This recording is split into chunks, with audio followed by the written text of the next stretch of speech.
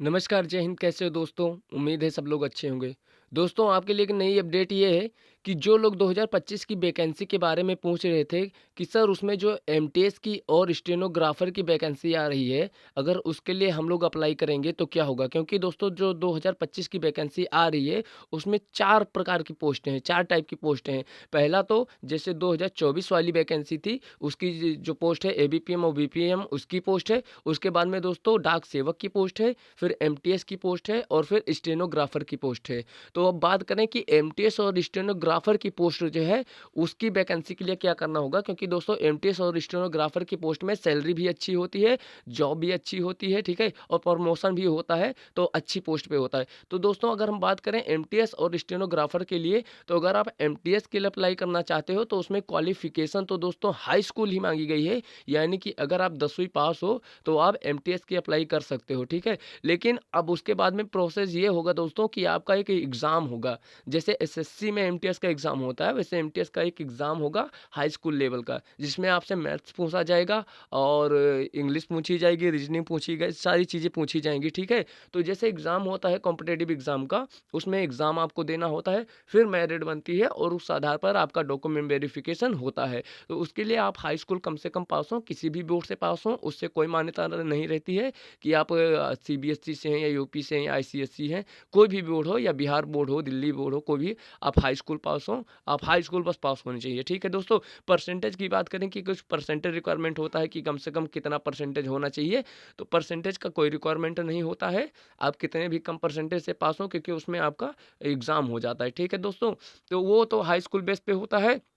अगर हम बात करें दोस्तों कि स्टेनोग्राफर की, तो स्टेनोग्राफर की बात करें दोस्तों तो उसमें आप ग्रेजुएशन मांगा जाता है, यानी आप ग्रेजुएशन किए हों, चाहे बीए किए हों, बीएससी किए हों, बीकॉम किए हों, कुछ भी किए हों, बट आप 12+3 ईयर का कोई ग्रेजुएशन कोर्स किए हों, ठीक है। उसके लिए भी आपको एक एग्ज़ाम देना होगा, उसमें भी आप कॉम्पिटिटिव एग्ज़ाम पास करोगे, फिर आपका डॉक्यूमेंट वेरिफिकेशन होगा मेरिट बनने के बाद में।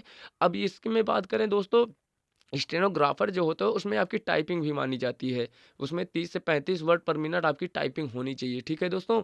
तो ये होता है और उसमें हिंदी, इंग्लिश दोनों टाइपिंग माँगता है। कम से कम हिंदी होना चाहिए, आपकी प्रैक्टिस हो कम से कम 30 वर्ड पर मिनट की और 35 वर्ड पर मिनट की इंग्लिश की होनी चाहिए, अगर आपको एग्ज़ाम पास करना है। तो ये होता है। अगर इसकी सैलरी की हम बात करें दोस्तों, तो एमटीएस की जो बेसिक सैलरी स्टार्ट होती है वो 32 से 35 हज़ार के आस-पास स्टार्ट होती है। वहीं अगर स्टेनोग्राफर की बात करें तो उसमें से 55 से 56 हज़ार सैलरी स्टार्टिंग होती है, जो बेस सैलरी होती है।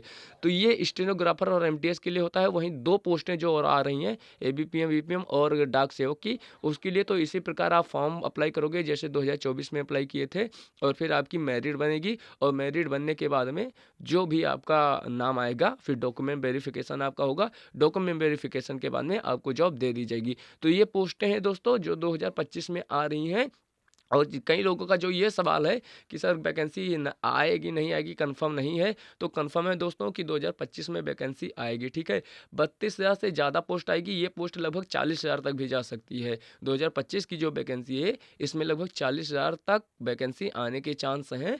तो जो लोग जिनका थोड़ा मोड़ा रह गया है, वो या जिनका परसेंटेज कम है, उनके लिए भी अच्छा मौका है कि वो थोड़ी तैयारी कर लें और एमटीएस के लिए अप्लाई कर देंगे। अगर जिनका ग्रेजुएशन है वो स्टेनोग्राफर के लिए भी अप्लाई कर सकते हैं। बस एक बात का ध्यान रखें कि वो टाइपिंग की प्रैक्टिस स्टार्ट कर दें, ठीक है।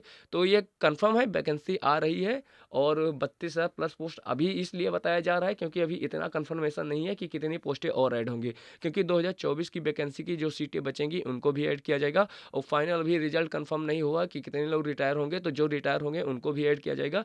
तो अनुमानित अगर सीट की बात करो तो 35 से 40,000 पोस्ट आएगी 2025 में भी। तो ये इन्फॉर्मेशन थी दोस्तों जो आपको बतानी थी, क्योंकि कई लोग पूछ रहे थे कि एमटीएस और स्टेनोग्राफर के लिए अगर अप्लाई करना है तो क्या करना होगा। तो बाकी अगर आपको कोई सवाल है, आपको कुछ पूछना है, तो आप कमेंट कीजिएगा, ठीक है। हम आपके प्रश्नों का उत्तर देंगे और फिर मिलते हैं किसी नई अपडेट के साथ। अपना ख्याल रखिएगा। नमस्कार, जय हिंद।